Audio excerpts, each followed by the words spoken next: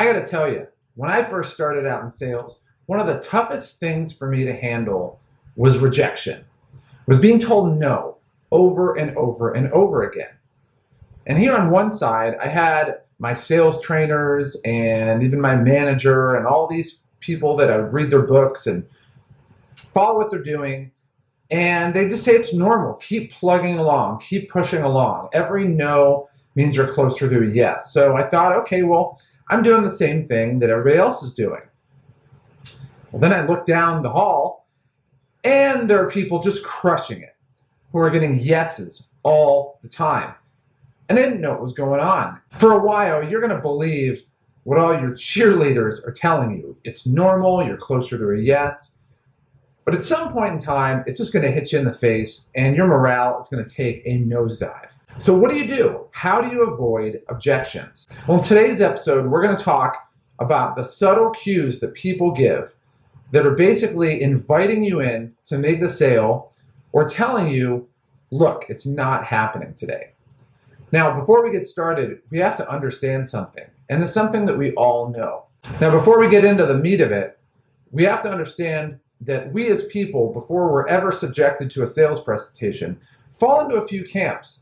There's some people that have no need for what we want, and that's okay. There's some people that might need it, but they're just in a pissed off mood, or there's something's going on, and they're just not in a place where they're going to buy anything.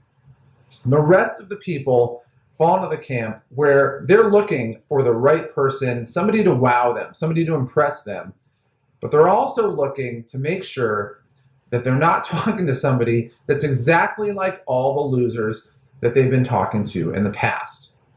And so they're not going to broadcast this. No one is going to broadcast this.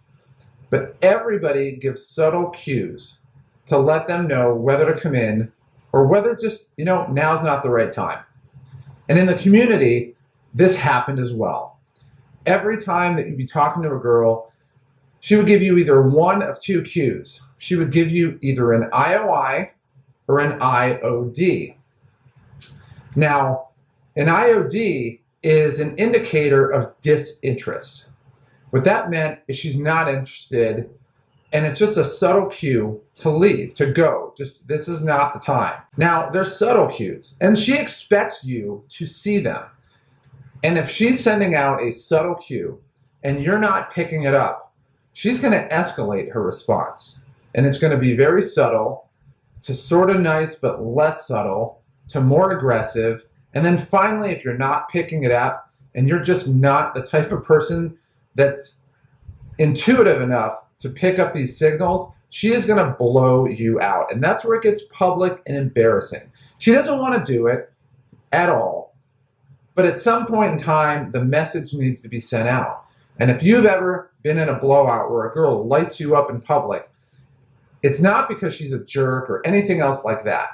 It's because you missed like 5 signals and you didn't get it. So she has to rely on the detonator and to blow you out. Now, on the other hand, when a girl is interested, she's going to give you what's called an IOI, and that is an indicator of interest. It doesn't mean you're in yet, but it does mean that she wants you to talk to her. And what it means is at some level, you have impressed her enough that she wants to get to know you more. Now, as you continue to pass test after test after test, she's going to continue to give indicators of interest, but they're going to be stronger and they're going to be a lot more open. And it's all predicated on you identifying that very subtle indicator of interest. And in sales, it's absolutely no different. The people that want to buy from you are going to give you a very subtle indicator of interest. And you have to be sensitive enough to pick it up. If you don't pick it up, they're going to know that you're not on the same page, and there's going to be some dissonance involved, and they're going to quickly shift over and give you an indicator of disinterest. Now, what are the signs that people give off? Now, in the community, we would see girls give a lot of different indicators of interest. Number one was eye contact. If a girl was giving you an extended length of eye contact, it meant she was interested. And she wants to see if you're man enough to hold that eye contact. The problem is there's so many guys who are wussy guys that the minute a girl stares at her, they basically drop their eyes and evade eye contact. And that just tells them that they're talking to a wussy little beta. But the man who holds eye contact first, until she averts her gaze, tells her that she's dealing with a confident alpha who is picking up the sign that she's laying down. Secondly, it's body positioning. Now, when a girl turns and faces her body towards you and doesn't really allow room for anybody else to be in the conversation, that is a sure sign. And that could be a number of different ways. You could be sitting in a chair next to a girl, shoulder to shoulder, and what she'll do is she'll cross her leg toward you. And that is an absolute surefire indicator of interest. Now, when I was out with my friends, we would get that initial subtle indicator of interest, that extended eye contact. We would actually, when we're talking to the girl, we would actually get in what we call a locked in position. And we cover that a lot more in our body language lesson. But basically what it means is we're talking to a girl and we basically lean back against the bar or a wall. And the only way that somebody can hold a conversation with us is they have to basically go face to face with us. And it excludes every other person in the place. And when we do that, it is a powerful escalation of an indicator of interest. She's only interested in talking to you. Now, I could go on and on. There's a ton of other indicators of interest. But in sales, it's the same thing. When you're talking to somebody, one of the things that we looked at was the question count.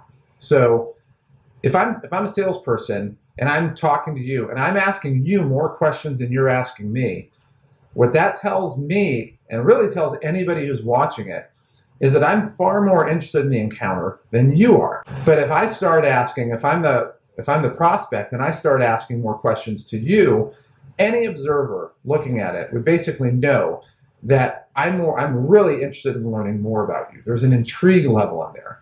I want to get some questions answered. There's an itch that I really need to have scratched. And in sales, you really need to look at it and ask yourself, way before you ever give a sales presentation, way before you do anything else, is the person you're talking to giving more indicators that they want to learn more about you and advance the conversation?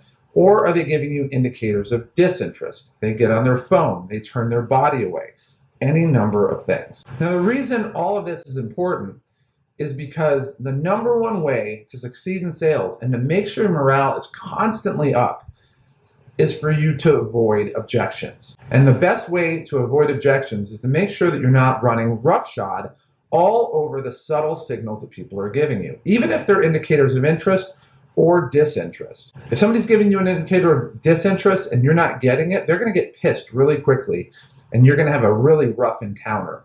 But at the same time, if you're not picking up on the indicators of interest, the people you're talking to are going to be like, man, this guy doesn't get it.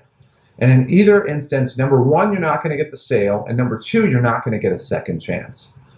So when next time you're out and you're talking to somebody, before you start rushing into a sales conversation and thinking about how awesome it's going to be to close the sale, pay attention to the subtle indicators of either interest or disinterest that the person is giving you. And from there, when you pick up on that signal and follow it, the people, no matter or not whether you close a sale or not, are going to absolutely respect you and know that you get it. Your value will be high. And there's a lot of instances where I just don't want the sale at that point, but that person calls me back later because they know that I get it. I've picked up on their indicators. They know that I understand what they're putting down. And every future encounter, they're going to be open and listen to what I have to say. And if I want to make the sale, great. A lot of times I'll have every opportunity to make that sale. And if I don't want to make the sale, that's fine too. What it actually does though, it actually creates a higher level of interest. And more likely than not, that person is just going to absolutely break into a conversation with me and just put it point blank. I want to buy from you. What do I need to do? And let me ask you this. When was the last time that happened to you? Well, it can happen to you today, but you have to pick up these signs that people give you.